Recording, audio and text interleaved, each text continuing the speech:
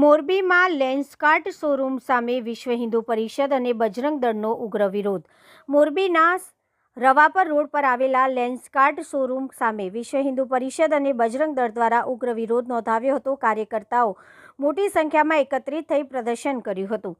આગેવાનોના આક્ષેપ મુજબ કંપનીના નિયમોમાં હિન્દુ ધાર્મિક ચિહ્નો પર પ્રતિબંધ મુકાયો હોવાનો મુદ્દો ઉઠાવી તેને હિન્દુ વિરોધી વલણ ગણાવી કડક વિરોધ વ્યક્ત કર્યો હતો. વિરોધ દરમિયાન કાર્યકર્તાઓ શોરૂમમાં જઈ કર્મચારીઓને તિલક કરી પ્રતિકાત્મક વિરોધ નોંધાવ્યો અને જનતાને લેન્સકાર્ટમાંથી ખરીદી ન કરવા અપીલ કરી. આ કાર્યક્રમમાં સંગઠનના આગેવાનો અને કાર્યકર્તાઓ મોટી સંખ્યામાં ઉપસ્થિત રહ્યા હતા. બ્યુરો ચીફ મયુર બાબરિયા.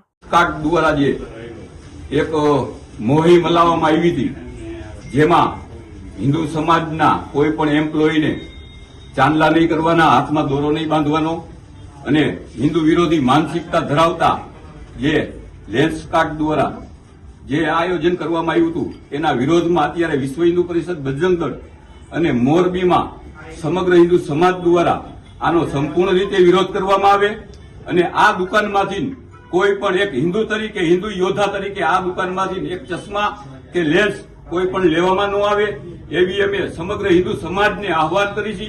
અને જ્યારે પાકિસ્તાન જેવી માનસિકતા ધરાવતા આ એમ્પ્લોયી જે એમ્પ્લોયીને ના પાડવામાં આવી, તો હકીકતમાં તો આ લોકોને પાકિસ્તાન વ્યુ જવું જોઈએ. ભારતમાં આ લોકોને કોઈ અસ્તિત્વ અને સ્થાન દેવામાં આવે નહીં એવી અમારી રજૂઆત છે.